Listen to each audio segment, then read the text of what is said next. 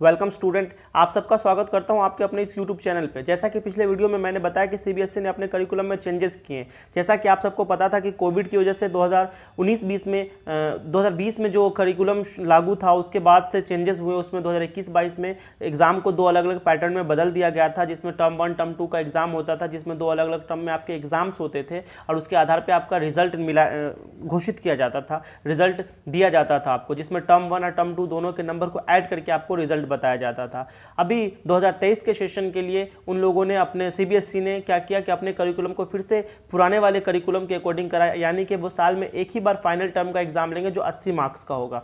उसके लिए उन्होंने सिलेबस डिसाइड किया है, कोर्स स्ट्रक्चर डिसाइड किया है, जो कुछ इस तरीके पे आप देख सकते हैं कि आपका यहाँ पे नंबर सिस्टम है। यहाँ पे आप देख सकते हैं कि यहाँ पे आपका नंबर सिस्टम जिससे 6 मार्क्स के सवाल पूछे जाएंगे, अलजेब्रा से टोटल 20 मार्क्स के, कोऑर्डिनेट ज्योमेट्री से 6 मार्क्स के, ज्योमेट्री से 15 मार्क्स के, ट्रिगोनोमेट्री से 12 मार्क्स के सवाल पूछे जाएंगे। वहीं मेंसुरेशन से 10 मार्क्स के और स्टैटिक्स और प्रोबेबिलिटी से 11 मार्क्स के सवाल पूछे जाएंगे। टोटल 80 मार्क्स का एग्जाम आपको देना होगा। इसमें कुछ खास बात है नहीं।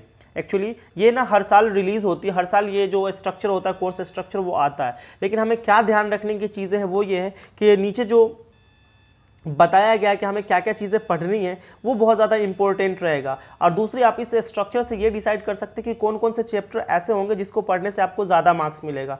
मोस्ट ऑफ द टाइम क्या होता है कि जो स्टूडेंट्स होते हैं वो उतने ज़्यादा चीज़ों को पढ़ना नहीं चाहता। जो ठीक ठाक स्टूडेंट है वो तो काफ़ी तेज़ी से चीज़ों को सीख जाते हैं और काफ़ी अच्छा मार्क्स ले आते हैं। लेकिन जो एवरेज स्टूडेंट होते हैं उनके साथ इशूज़ रहते हैं कि कौन सा चैप्टर पढ़े तो ज़्यादा मार्क्स आएगा। तो उन लोगों के लिए ये बहुत ज़्यादा इंपॉर्टेंट रोल प्ले करने वाला होता है। जहाँ पर हमें रियल नंबर में क्या होता है, फर्स्ट चैप्टर ही पढ़ना होता है। रियल नंबर में जो फर्स्ट चैप्टर होते हैं, एक ही चैप्टर को पढ़ करके आप ना टोटल 6 मार्क्स के क्वेश्चन को सॉल्व कर सकते हो। वहीं जब अलजेब्रा में टोटल जो अलजेब्रा की बात करें तो उसमें चार अलग अलग आपको चैप्टर्स पढ़ने पड़ते हैं जो अलजेब्रा यूनिट में आते हैं, जिसमें पॉलिनोमियल्स होता है। दूसरा जो आपका होता है कि लीनियर इक्वेशंस होते हैं 2 वेरिएबल्स में, उसके बारे में डिस्कशन करना है। यानी आपका जो दूसरा चैप्टर और तीसरा चैप्टर है वो पढ़ना है। उसके बाद जो क्वाड्रेटिक इक्वेशन यानी कि द्विघात समीकरण जो आपका चैप्टर है, फोर्थ चैप्टर, वो आपको पढ़ना पड़ता है। और जो लास्ट जो चैप्टर होगा इसका वो होगा अरिथमेटिक प्रोग्रेशन यानी कि एपी। आपको एपी भी पढ़ना पड़ेगा। समांतर श्रेणी के जो चैप्टर उसको पढ़ना पड़ेगा। अगर इन चारों चैप्टरों को आप बहुत ध्यान से पढ़ेंगे तो 20 मार्क्स के सवाल आपको इससे आएंगे और वो आपको आसानी से सॉल्व हो जाएंगे। जब बात हम करते हैं कोऑर्डिनेट ज्योमेट्री की, अगर हम बात करें तो कोऑर्डिनेट ज्योमेट्री में अगर हम बात करें ना, तो आपको क्या करना है, कॉन्सेप्ट जो है ज्योमेट्री के, ग्राफ्स जो है, लीनियर इक्वेशन जो है, डिस्टेंस फार्मूला है, सेक्शन फार्मूला है, इन सब के बारे में पढ़ना पड़ेगा। ये आपका 7th चैप्टर है, जो ये आपका कोऑर्डिनेट ज्योमेट्री में जो ये फॉर्मूलाज वगैरह वाले चैप्टर्स हैं। यूनिट 4 की बात अगर हम ज्योमेट्री की करें तो इसमें आपको ट्रायंगल्स पढ़ने होंगे, सर्कल्स पढ़ने होंगे। उसके बाद फिर जो ट्रिगोनोमेट्री चैप्टर है ये काफ़ी इंपॉर्टेंस रखता है। ट्रिगोनोमेट्री इंपॉर्टेंस इस लेवल पे भी रखता है कि आपको इससे ज़्यादा से ज़्यादा मार्क्स के नंबर जो हैं, ज़्यादा से ज़्यादा मार्क्स के जो क्वेश्चंस होते हैं वो आ जाते हैं। ये काफ़ी ईजी भी होता है अगर आप इसको समझते हैं तो। इसके अलावा जब जो लोग आगे बढ़ कर के इंजीनियरिंग को चूज़ करना चाहते हैं उनके लिए भी ट्रिगोनोमेट्री,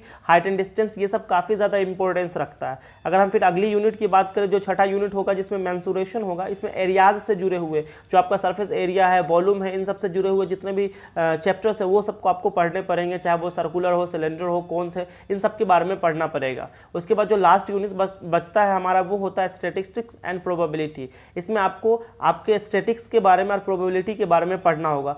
जो अगर आपको काफ़ी अच्छे मार्क्स चाहिए और कम चीज़ें पढ़ना चाहते हो आप, तो आप स्टैटिक्स और प्रोबेबिलिटी को फॉलो करें, ट्रिग्नोमेट्री को फॉलो करें। और जो पहले मैंने बताया अलजेब्रा के यूनिट्स, अलजेब्रा जो मैंने बताया यूनिट, उसमें जो 4 चैप्टर बताए उसको पढ़ेंगे तो वो काफ़ी आसानी से आपको समझ में भी आ जाएगा और आप एग्ज़ाम पास करने के लायक जो नंबर्स है वो आप वहाँ से गेन कर लोगे। कुछ इस तरीके का जो है ना वो स्ट्रक्चर होगा पेपर का, जिसमें आप देखो को तो रिमेंबरिंग बेसिस पे जो याद करने के लिए जो चीज़ें हैं या जो समझ की चीज़ें हैं उसमें से टोटल 43 मार्क्स के सवाल आते हैं, जो टोटल क्वेश्चन का ऑलमोस्ट 54% वेटेज रखता है। दूसरी बात अगर हम करें एप्लीकेशन का, अप्लाई का करने का, तो जो प्रॉब्लम्स को सॉल्व करने के जो एप्लीकेशंस होते हैं, जो एक्वायर्ड नॉलेज होता है, जो मतलब सिंपल समझा जाए तो जो एक बेसिक से स्टैंडर्ड लैंग्वेज, स्टैंडर्ड जो आप थिंकिंग होती है स्टूडेंट की, उसको चेकआउट करने की बात करें तो इससे 19 मार्क्स के सवाल पूछे जाएंगे, जो टोटल मार्क्स का ना 24% वेटेज जो होगा वो रखेगा। और जो थर्ड होता है वो सबसे टफेस्ट होगा, जिसमें एनालाइजिंग होगा। इसमें एग्जामिन को ना break information into the parts by identifying motives और causes, make reject inferences and the find evidence to the support generalisation.